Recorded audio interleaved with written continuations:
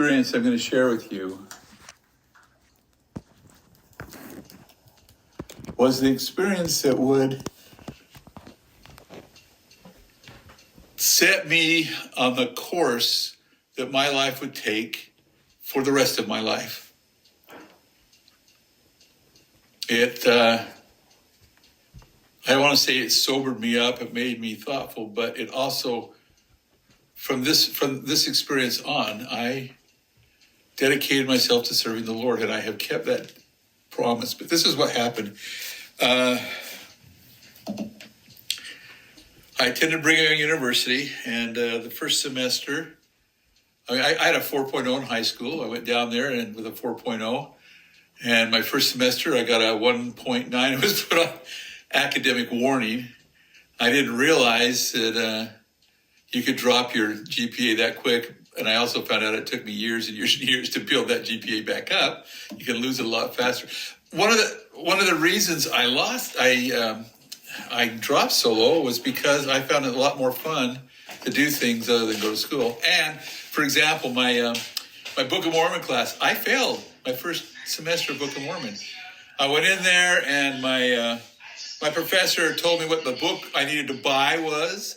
It was one written by him for the Book of Mormon class, and I thought to myself, I'm taking a Book of Mormon class. That should be my text, not your book. I'm not going to help you make money off the Book of Mormon. So I just, and he and I explained that to him, which was really stupid. I had no idea about college. And he basically said, you're failed. Get out of here. So I did. I failed my first semester of Book of Mormon. Anyway, what was I doing instead of going to school a lot? For one thing, I joined a mime troupe. There was 10 of us involved in a mime troupe. I was a mime. And we got hired to go to elementary schools and high schools all over the state of Utah and perform mime. I had never been a mimist before, but one of my roommates was and talked me into it. That was one thing.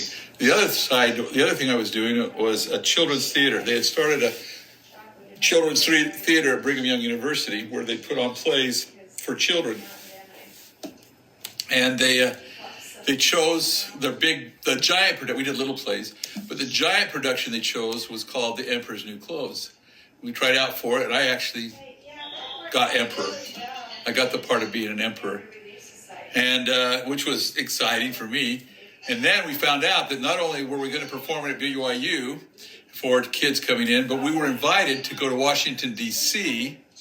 and perform it at the Lincoln Center there in Washington, D.C. for the President of the United States. And his wife was a sponsor of a big group of children organizations. They were going to bring the children and we were going to perform there. So I'm doing mime and making money. I'm going to be able to perform in front of the President of the United States in Washington, D.C. And all this stuff was so exciting to me that I basically, one day when I was home visiting my parents, my mom said, so it's getting pretty close to the time of putting in your paperwork for your mission. And I said, I'm not going on a mission. Now, you got to remember, for 17 years of my life, I was going on a mission. That was my plan. That was my parents' plan. And now all of a sudden, because of this other stuff I was involved with, I'm not going to go on a mission. I can do more and have more fun and do this and this and this. And my mom burst into tears and thought I was going the wrong direction for sure. My dad patted her on the back and said, look, he's old enough to make his own decisions. And he told me, you know what we would like you to do, but it's your choice. And you need to make this decision. And I thought to myself, I already made it, not a problem. And I went home and thought I felt just fine about it.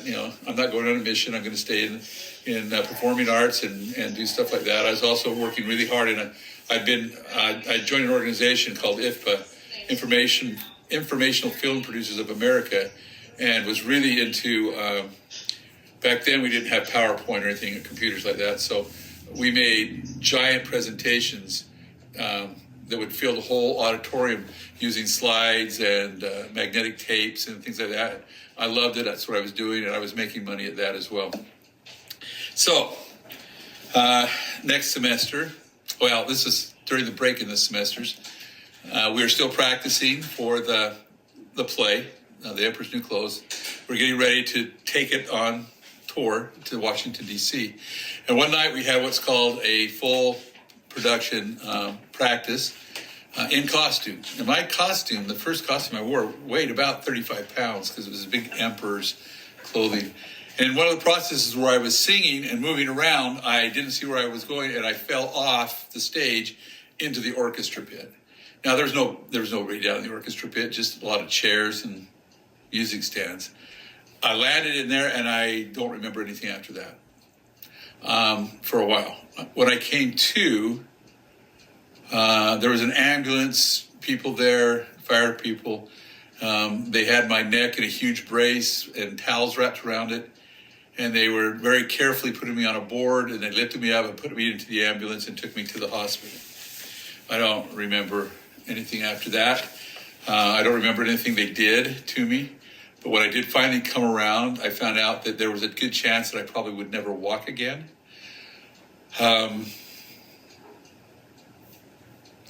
Which meant all the things I'd been doing, the mime, the theater, the informational productions, I was not going to be able to do those. I would have to take off from school, maybe, and that was it.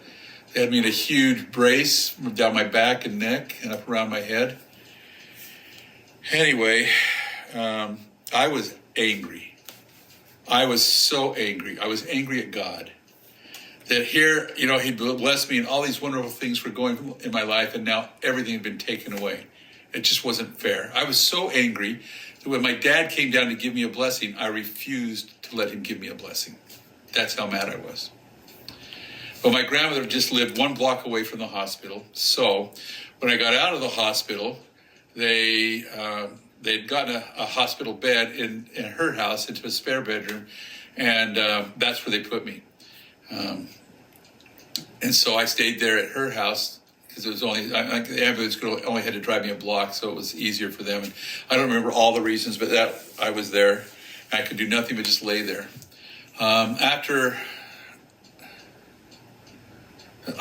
It seems like it was a long time, but really it was only a few weeks. They took off the brace off my head.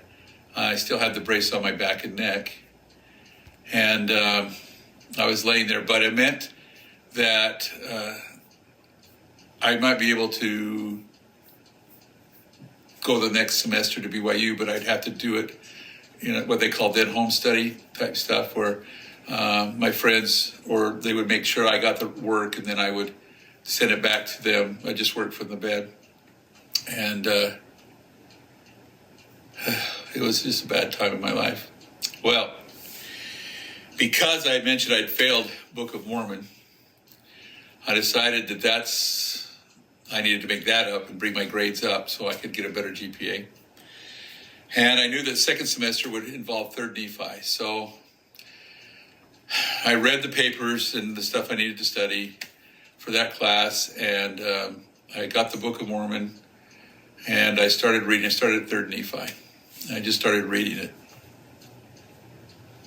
I remember I graduated from seminary, so I'd read the Book of Mormon a few times, I thought.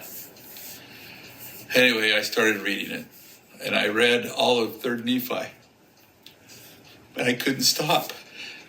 I read 4th Nephi. I read Mormon, Ether, Moroni. I came to the end of the book, and I started to 1st Nephi. It took me all that night and all the next day until that night, and I finished it. In the process of reading it, a spirit entered my heart that I knew that this book was true and that my responsibility was to help others know that.